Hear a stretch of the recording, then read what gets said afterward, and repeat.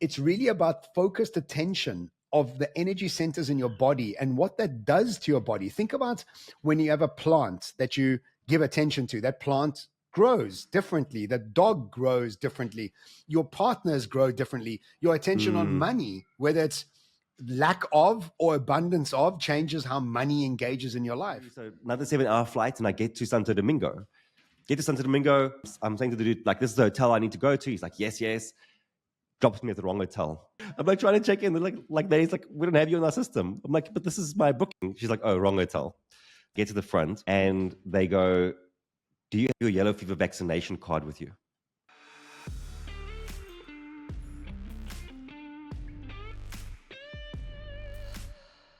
Welcome to the Expansive. Fantastic to have you again with us. And this Olympics has been a weird one, Erik. I mean, what we remember from this Olympics isn't the world records, isn't the incredible feats of human potential, but we remember Ray Gunn, some pole vaulter who has a great big manhood. Talent, lots of talent. A lot of talent, and a Turkish guy that just wanted to get his dog back and loves cats and just rocked up with his everyday clothes to get a silver. Amazing what the world of memes has done to the Olympics for all of us. So yeah, excited for this. Excited. How was your experience of the Olympics? Yeah, well, I think we kind of spoke about it yesterday. It's been interesting that I watched the entire Olympics in short form content. You know, like everything was on TikTok or Instagram. And then of course, you had the guys on LinkedIn who had to take whatever has happened at the Olympics and turn it into like some B2B influencer post about sales or leadership. I'm just like, guys, just chill. But you know, like let's just enjoy the Olympics. Yes. I also want to just have a quick rant on this because I've been seeing this happen on social media because somebody will go to the optometrist and make it a post about seeing the world in a different way. I'm like, guy, can you just go to the optometrist? And firstly, don't tell us you've been to the optometrist. We don't care. And secondly, does it have to be something deep? And like, why must it always be something deep? And I feel sometimes people get onto this bandwagon that they've now become some sort of thought leader. Now everything they do must have some meaning to it. And I think it has to have a lesson, a deep life lesson, everything. Yeah. No, it doesn't. I remember a few years ago, I actually felt quite bad because when I was writing for Better Man, I was doing this daily email, and this one guy sent me something at a point, and it was like this very random post about him stepping off a boat onto a pier and like this like lesson or insight that he had from this moment. And I was like exactly to this point, like, should everything be a lesson? Like, can't you just step off a boat onto a pier without it being a big lesson that we have to like glean something from? And he actually took it quite personally, and he stopped writing for a while. So I feel a bit bad about that. You know what? You should have written him back and said, "Here's the lesson. Here's the lesson for you." I also think there's another thing that happens on social media is everybody's so kind and everybody's so heart-led. I'm like, no, we're not. Stop acting like Gandhi and Mother Teresa. You're not Gandhi. You're not Mother Teresa. You're not Buddha. You're human, and it's actually okay to be irritable. It's okay not to be kind. In fact, kindness is the only lesson. It's rubbish. Kindness can't be the only lesson. You have to have boundaries. You have to have intuition. You have to have kindness as part of your day. The only thing you should be kind to is dogs. Everything else don't have to always be kind to. It's just not something that's necessary. Yeah, I saw your post about it, and I liked your comment when I saw, because the guy said kindness is everything. You said boundaries. You saw. I thought it was really good. It's very insightful comment more than the post itself. Thank you. Yeah. Let's take a lesson in that, Erik. No, as always, we always start off our episodes with the sort of tech insights of the week, and there are two stories that we want to cover for you. And the first story, obviously, is the one that's all over the press at the moment, where we've had the CEO and founder of Telegram being arrested in France. And I thought this was really interesting because it shows you that Mark Zuckerberg and Sergey Brin and all the people from all the other tech companies can travel quite comfortably into Europe, but the one guy that hasn't allowed governments to interject into his messaging system is now being arrested, which shows us that everything has got this lieu of governmental integration into it. And so it's interesting. I mean, what are your thoughts and what have you been reading about it? Yeah. Well, what's interesting is I remember when Telegram just came onto the scene, and it was all about privacy. And I jumped onto it initially, and then at some point, I realized that it wasn't as much for peer-to-peer as it was for like group communication. Like all of a sudden, you had all these big communities that were run on Telegram, Bitcoin communities, well, like kind of anything. Well, and I think that's trafficking, kind of drug. That's all. Yeah, that's kind of that's the whole point. It's like anything was, everything was encrypted, and like all these big communities formed on Telegram. And for those who don't know, Telegram is it's a WhatsApp alternative. It has close to 1 billion users, so it's pretty significant. But since then, I've actually lost complete track of it. Like I don't know if you use it, but I don't use it for anything. I don't know any of my friends that use it for anything. So well, it's only when I smuggle drugs and fur coats. That's the only time Please just make sure that everyone who listens to this knows that for the very first time listening to this. This is the joke. This is a joke. For the government listeing to Johnson talking on this. Especially for Dubai government. I love Dubai. I'm just joking. Yeah. But I think it's very interesting that we often see that, well, we see this all the time, that people create a tool for one reason, and other people go and they misuse that tool to their own benefit. And unfortunately, the best of intention to create a tool that allows people to have encrypted conversation, because more and more we value our privacy. But of course, with that comes people who have malicious intent, and they'll use it for that. And it's the same thing with artificial intelligence. We'll see the same thing play out. But of course, progress in technology doesn't stop. And so we just have to keep getting better at having guardrails in place that helps us to navigate as technology evolves. Yeah, absolutely. I mean, and also he's quite an interesting guy. I watched his interview on very interesting. Tucker. Yeah, very interesting. Smart. I mean, he's like very smart. I mean, from a very young age, was almost caught up in the same thing in Russia, right? Russia also wanted to get the back door into his Facebook, and he didn't want to give it, and he eventually had to sell it and leave. And it shows that he's been having this sort of issue with governments with his platforms for a long time. I mean, he's 39 years old. He's really good looking. He's worth $9.5 billion. And he's had over 100 children. Do you know this? Through sperm donations. So, yeah. Oh, wow. Oh, and yes. I think I've heard that, actually. Yeah. And he's almost like the same as Elon Musk, where they want to keep procreating. It's like you got to keep procreating. And it's almost like this incredible instinctual, I guess, like as a billionaire, what you think of yourself is of this incredible stature. You must have some deep, like megalomaniac ideation about yourself. And then when you do, all you want to do is spread your seed. You're like, the world will be better with more of me in it. So let's just have more of me everywhere. So Elon Musk with his 10 kids, and now this guy's like seeded 100 kids around the world. But look, I mean, really interesting. The Snowden and all these other characters that have also been sort of like involved in this world are also chirping and coming in with sort of ideas of what needs to be happening. But it just shows you, man, it's like, the governments don't want you to be saying things that aren't agreeing with what they have to say. And this is becoming more and more apparent, as we evolve, we realize that all news channels are propaganda, all channels of social and chats are being watched and monitored and checked. And so, I mean, this is kind of the world we live in. Manipulated. Yeah, for sure.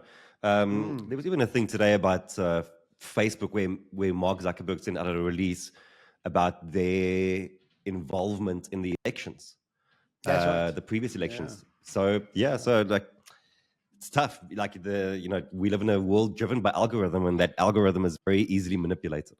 Yeah, exactly. And I think that's exactly why they wanted to shut TikTok down as well, because they couldn't manage that algorithm.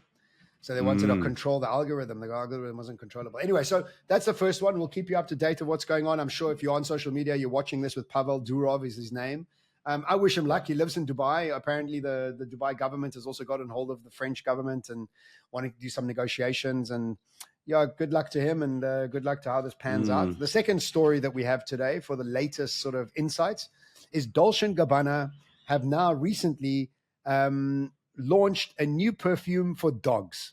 It's called Yes, Fefe. man. Fefe. Now, so now, I mean, obviously the Dolce & Gabbana guys are gay, and you must see the dog there. So it's such a beautifully manicured dog, as I can imagine very wealthy gay guys would have. And I'm always, I'm a little bit suspect. I mean, obviously this is not a tech insight. We think it's funny. I'm a bit cautious of this perfume, and I'll tell you why. Is if you, and I'm sure you also watch your dogs. Definitely the dogs on the farm, where my parents farm, they continuously rub themselves in skunk shit, and they have it by their necks. You know, like they have the skunk shit on their necks. They have the skunk shit on their necks, and my mom and my dad and I are like, "What are you doing? This is disgusting. Get away from us!" And they're like, they obviously think they smell really, really good, and they obviously don't. So I don't know if Fefe is something to be trusted at this stage. I just don't think it's for farm dogs. I think it's for upper market New York dogs that are traveling in handbags. Those dogs grow up smelling like Chanel, you know. So like for them, they've been demanding Fefe for years, and now it's finally it's just come to fruition, you know. Exactly. What about your dogs? Do they not perfumize themselves when you're going for walks? Well, to be honest, we've done that before. We've deodorized our dogs before. You get but these are like mostly like sort of like neutralizer sprays. So we've done that before, but like we've thought about like the dog perfume industry maybe like 2 years ago, because it's coming, and I mean it's here, and I don't know if you know this, but the dog pet care industry is $250 billion. Like it's a huge market and growing rapidly. You know, did you see in South Korea, more people bought strollers for dogs than they did for human babies last year? Exactly. Yeah, this year. I mean, you would never have thought that. Never. Like where you have like a stroller for dogs, like you. But our relationship with the dogs have tremendously changed in the past few years. Yeah. And these kind of products, I mean, like you know, we'll talk about it in the pod at some point. But Dan and I, we also launching some products for dogs. And it's because it's a different relationship. So totally. Will I go and buy Dolce & Gabbana's Fefe? Probably not. Fefe. I don't think I'll go buy it. But I don't think your dogs are the Fefe dogs. I don't think they need a more Atlas isn't a Atlas for sure. Yeah, Atlas isn't a Fefe dog. Yeah. Anyway, so those are the insights of this week. More mature. He needs a more like a something that smells of wisdom and there we go. Exactly. Yes, Bless both of them. Big kisses for them. It smells like more treats. That's what it smells like. More biltong treats. That's what you need. If you have a dog and you're listening to this, please go and kiss them and give them big hugs and big love from Erik and I. And Erik was just recently in Dominican Republic and had a super adventure, and want to chat into understanding how that went for you, Erik, and are you still jet lagging? That's the real question we have. I'm still jet lagging hard. Hard? No, listen, I really, like it. This was the most intense trip that I've had in my life. But so we'll chat a bit about that, and then I'd love to hear more about your Dispenza, like this was your 10th retreat, hey? 12th, sorry. Yes. By the way, today is podcast number 222, and I was just curious. Yeah, I was just curious. What does that mean? It says the number 222 represents balance, harmony, and spiritual alignment. Yes, baby. How does that make you feel? Here we go. I'm so spiritual. Yes. Yeah. Listen. So yes, I went to go speak for entrepreneurs organizations, Latin American and Caribbean chapters. They had a leadership summit on last week Tuesday. So that was the 20th of August, I think. And geez, dude, I wanted to share my travel experience with you, because it was, you know, this is what we do for a living. You know, I mean, you travel nonstop. I don't travel nearly as much as you. Yeah. But every time I travel, I get a bit more respect for you. and I'm sure you have many of these stories as well. Yeah. But so the way that I had to fly was to go from from Cape Town to Sao Paulo, and then from Sao Paulo to Santo Domingo. And I do my first leg, which was fine, South African Airways, like great little flight, no problem. I get to the other side, and I had to catch a shuttle between the airport and the hotel. And I had about 6 to 7 hours to get to the hotel, have a good bit of sleep, and then get up at 1:30 the next morning for my next flight.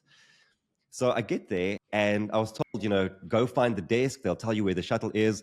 I arrive at the terminal. There's no desk. There's no one to speak to. Everyone who I ask about shuttle just points me to the same direction, which is like at that terminal, but just a little bit further down, sort of into the what's street. amazing, Erik, is when you very few people speak English. That's like that's a huge thing. That's a huge thing on that side. Like so few people speak English. Yeah.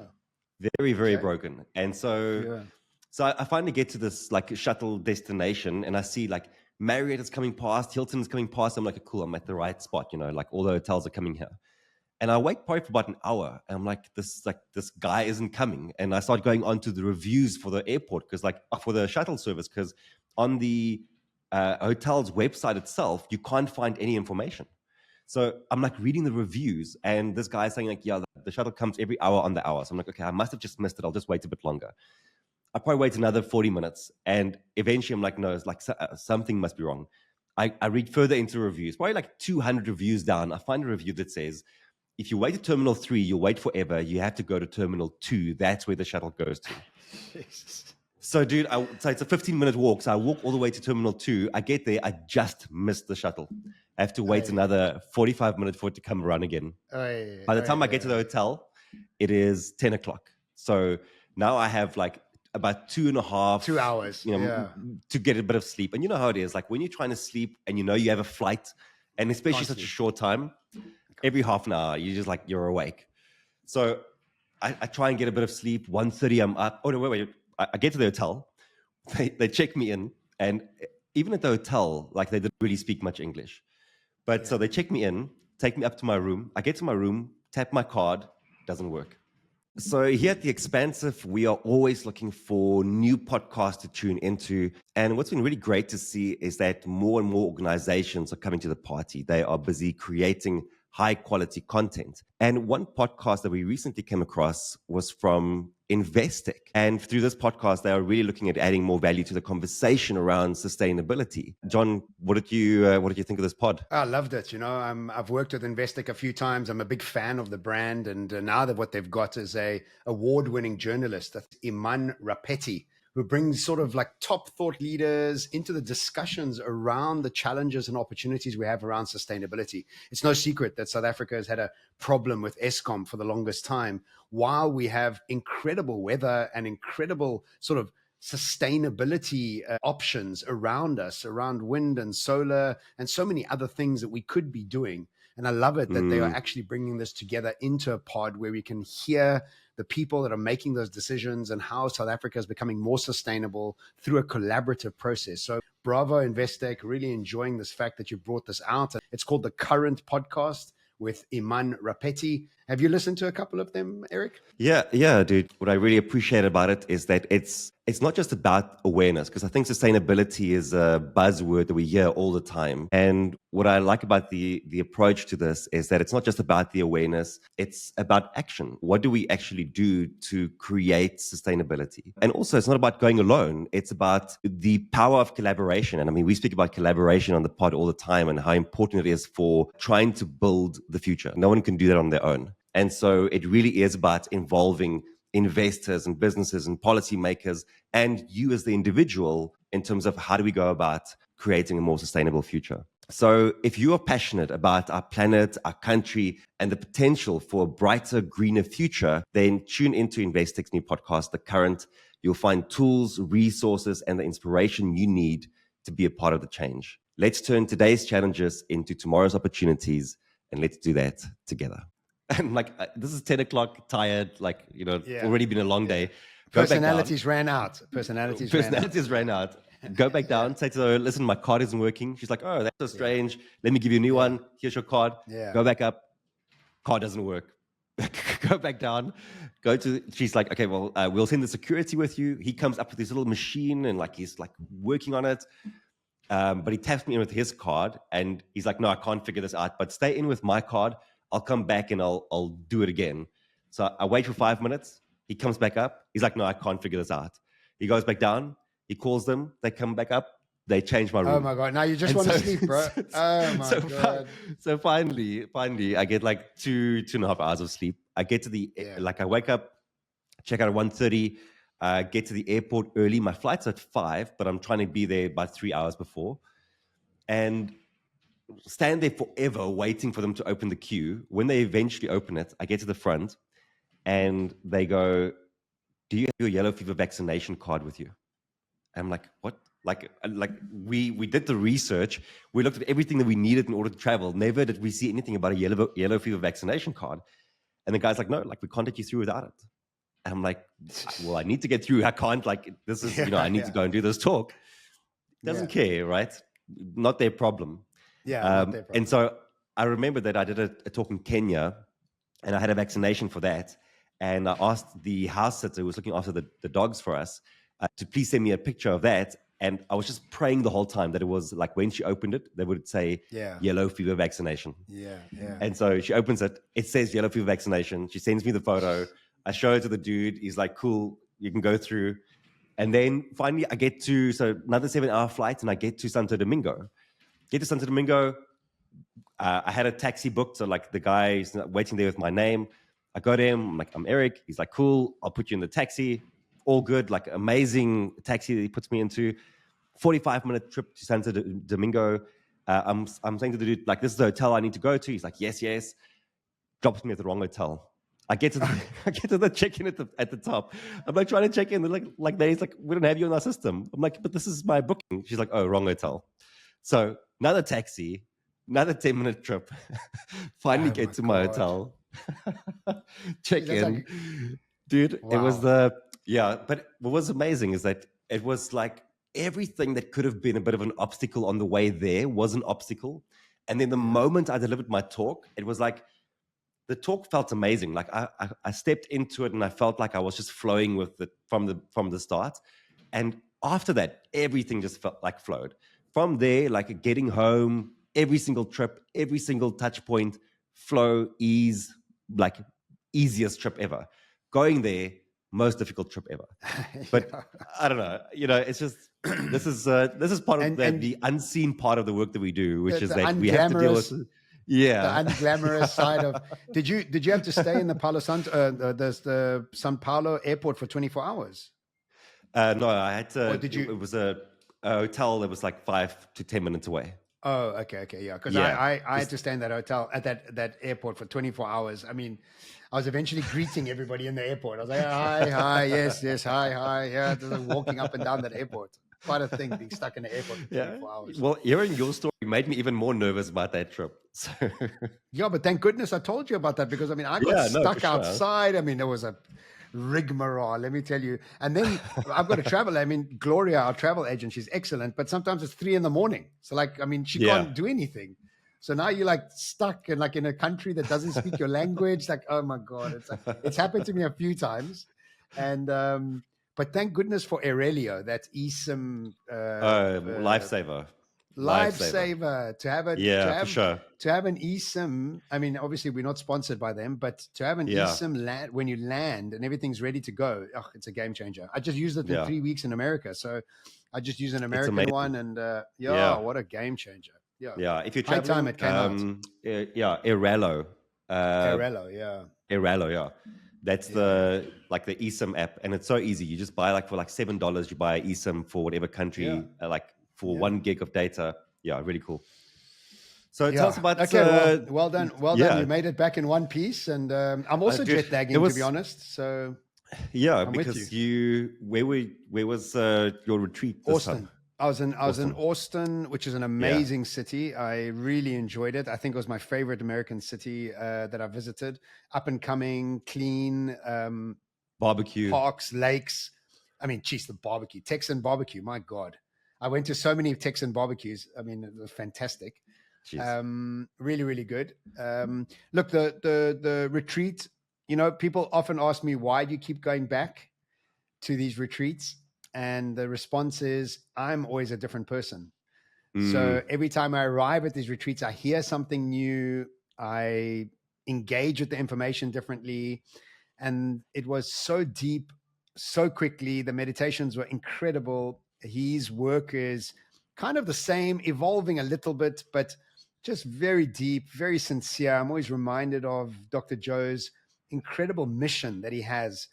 And his mission is so loud and larger than life that this 62-year-old man is on stage 14 hours a day, 7 days a week. Dude, you can be on stage for 3 hours and you're like, okay, half day workshop, no more. Done, I'm done. Done. Yeah. Done. That's incredible. And this guy's 14 hours a day. I mean, as an audience member, I was tired, let alone a guy who's running it, holding the energy and engaging with you with hardly any slides, any notes. I mean, it's just fantastic that he's able to do that. And he does that 1 week on, 1 week off, 1 week on, 1 week off, with hundreds of staff moving in places with him. I mean, it's just it's an epic logistical machine that they've created. The one thing that really, go on. Yeah, sorry, I just wanted to ask, because you've obviously you've been to 12 retreats, but you've also listened to like his interviews that he's had all over the show, like on Lewis Howes and like. Yes. And we've said this before, what's quite interesting about Dr. Joe is that he uses the same language, like you can just hear how mentally rehearsed he is.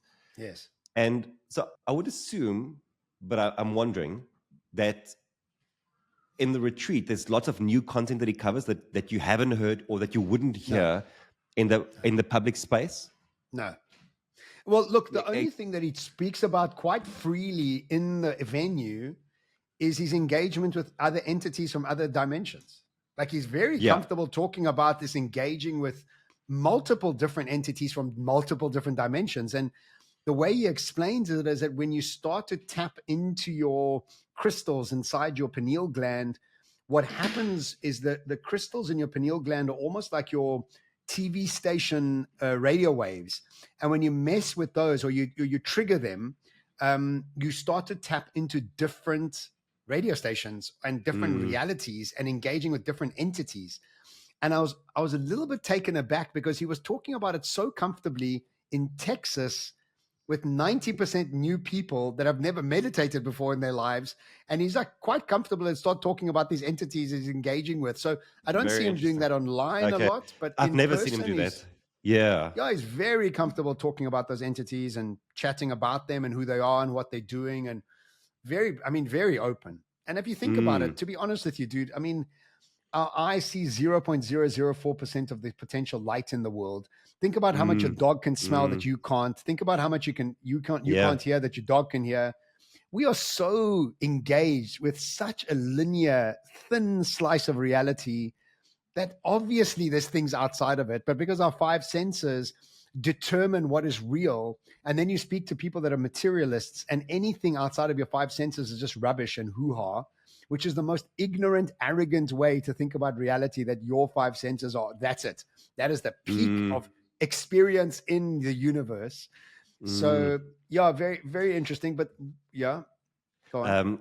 I saw a thing this week that said that crows actually, like black crows, actually have a very thin film layer that covers their feathers, and that if we were able to see it, we would actually see that they are like colorful.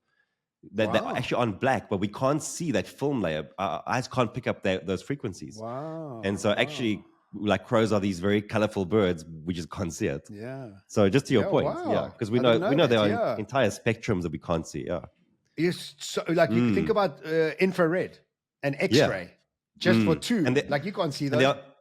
Many animals can't. And then millions. Yes. Yeah. Exactly.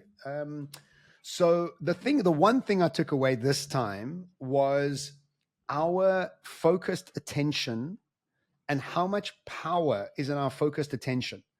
And our ability to become aware of certain things changes the thing that we're aware of. And the example that he used is, think about your nose for a second. And you think about your nose and you're like, oh yeah, my nose is here. And you're like, your lack of awareness of your nose wasn't actually even there. And now all of a sudden it's there. You can start to think about it and do things with it. And he says, now take that same awareness. And he says, when you're not aware about something, you can't deal with it. It doesn't exist for you because you can only deal with things that you think that you're engaging with and aware of. And he says, now science is proving to us that we have behind this version of reality that we are engaging with our five senses sits this infinite world of which made up of molecules and atoms that are 99.999% empty, pregnant with potential. And he says, if you don't understand this other world, you can't engage with it. If you're not aware of it, you can't engage with it. So becoming aware of it gives you an opportunity to manipulate it. And it's this level of awareness and focused attention that gives you an opportunity to actually start to deal with the blueprint of your life, which affects your money, your health, your relationships, all these things that it affects, you know? So I just really took away, and he's got this range of meditations called BOTEC, Blessing of the Energy Centers. And it's really about focused attention of the energy centers in your body and what that does to your body. Think about when you have a plant that you give attention to, that plant grows differently. The dog grows differently. Your partners grow differently. Your attention on money, whether it's lack of or abundance of, changes how money engages in your life. And so you think about this invisible web that's sitting right outside of our five senses, governed by our brain waves. And so he takes you through this process of accessing that potential through a process of meditation, which is honestly, I mean, if you think about it, I don't know what else is more future focused than our ability to change our focus from this reality into another reality, to manipulate that reality into more things that are more fluid in what we want. I mean, that is the most cutting edge thing that you can think about. And it's more cutting edge because it's more cutting edge than any technology. Why? Because you're sitting with latent power inside your head that we have never been taught how to access. And he's now teaching us how to access this ability to move between realities. That is like time travel. That is like reality travel. That is like non-movement travel, because like we all think about moving from point A to point B takes time. In his world, when you go into that quantum world, there's no time and there's no space. Space is collapsed totally. And what I love more than anything else is he now has scientists joining him on stage with documents and programs and research that's now been printed in Nature magazine and peer reviewed by other scientists. And these are top scientists from the San Diego University that are now bringing all the paperwork and all he's changing the way the medical fraternity is thinking about meditation. And he's now got a lot more confidence in what he's talking about. He says, because I was called a pseudoscientist for years.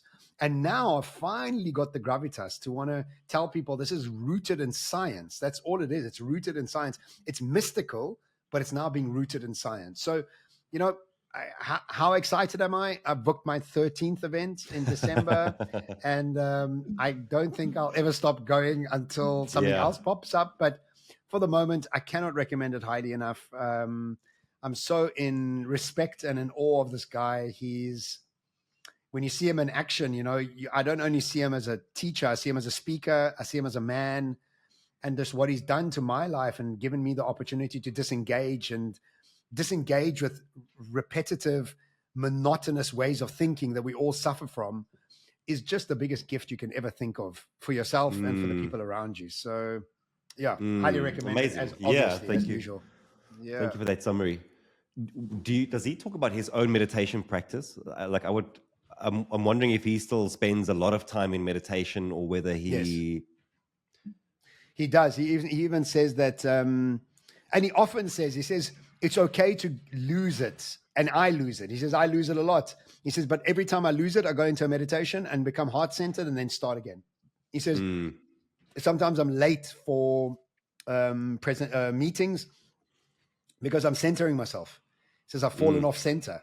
And he says, that's okay. And also what's really amazing is today at 6 o'clock, I mean, today we're recording this at 10 minutes to 3, but at 6 o'clock tonight, I am speaking to his head scientist, Himal Patel.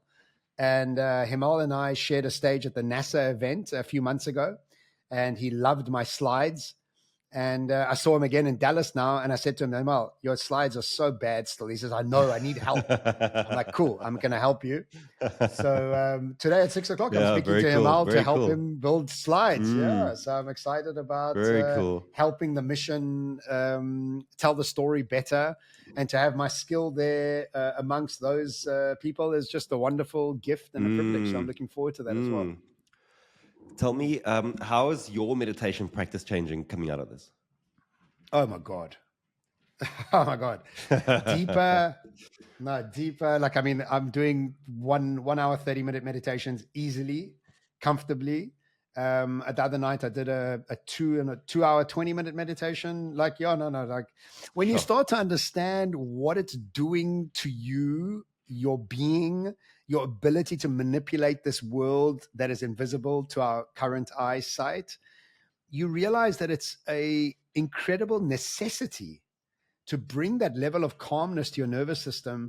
And the ability to be optimistic about uncertainty can only really be done when you're in the space of nobody, nowhere, no time. I mean, just to very quickly recap that, is we are somebody, somewhere, in some time. And this somebody, somewhere, in some time comes with stories, memories, health issues, relationship issues. And what we usually try and do is fix ourselves and forgive people and become healthier while we're somebody, somewhere, in some time. And it's very, very difficult to do that because you're quite the solid matter and character. What you have to do is become nobody, nowhere, no time. And in that space of becoming nobody, nowhere, no time, you lose your stories, you lose your memories, you lose your identity. And from this place of identityless, where you become this pure source divinity, whatever you want to call it, you then start to design the life you want from point zero. And as you start to do this more and more and more, you become everything, everywhere, and all time. You become engaged in oneness, as he says. And in the space of oneness, you are everything, you are everywhere, you are in all time. And you can start to engage with this from a very different type of perspective. And the more often you can do this, the more often you can start to engage and manipulate and to create the world that you actually want to be creating. So it's so beautifully deep said, in my man. meditation. So beautifully said. And it's I think if that's not like the motivation you need to go meditate, then I don't think anything can get you to go and meditate. And there are so many, when you go and look at the meditations that Dr. Joe has on his website, there are so many easy ways to get involved in it. Like you obviously have now done 13 retreats. You've been going at a meditation practice for many, many years. So 2.5 hours for you is something that you can deal with. Whereas I often try and remember what it's like to not have meditated ever before. And that first time when you sit down and it just feels so disjointed and you feel distracted and you aren't really quite sure what to expect. And because of that first session isn't necessarily as good as it could be. And because of that, you end up not continuing the practice, not realizing that the more you continue the practice and the better you become at it, just like any other skill, really, the more you gain from it. And so when you go to Joe's website, I mean, he has meditations that are like 15 minutes in duration all the way through to much longer things. So I think there's an entry point for anyone that wants to get into it. So I think it's also important to realize that meditation is not sitting there to try and make your brain empty. Stop doing that, because you're never going to achieve that until you've really become a better meditator. And the best thing about Dr. Joe is that it's guided. So you just have to sit there and listen. That's all you have to do. And he takes you to do some breath work. And he has an Emmy Award-winning musician that I've become friends with, Barry Goldstein.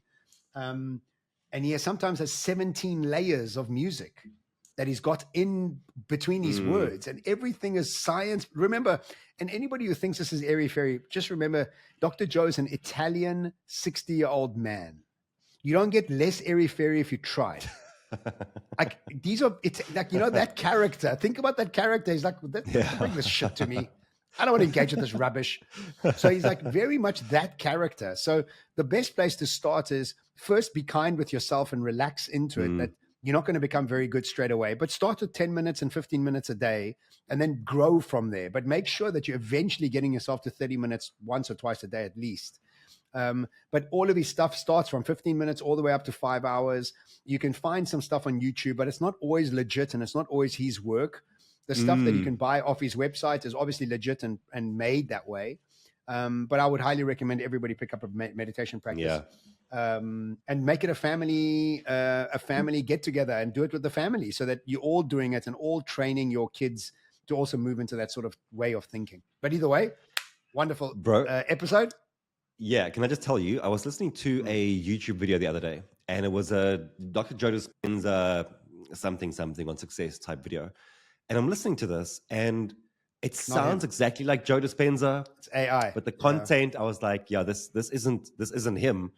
Yeah. And then when I went into the description, did I only realize I was listening to artificial intelligence. And I've listened to this man for hours on end. And I was like, wow. Like, again, right back to where we started, these amazing tools that you never know how it's going to be used for manipulation and do weird things. Look, I think if anybody wants to start with him, listen to some of his lectures or interviews on YouTube, but don't do his meditations from there because they're not always legit.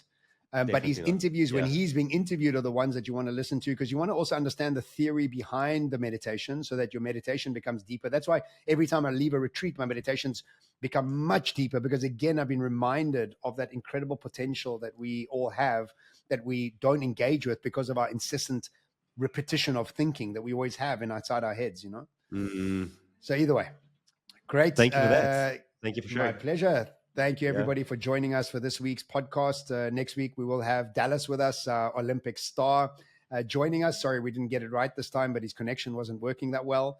And until next week, please stay expansive. If you enjoyed this episode, please leave us a star rating right across all the channels that you listen to it.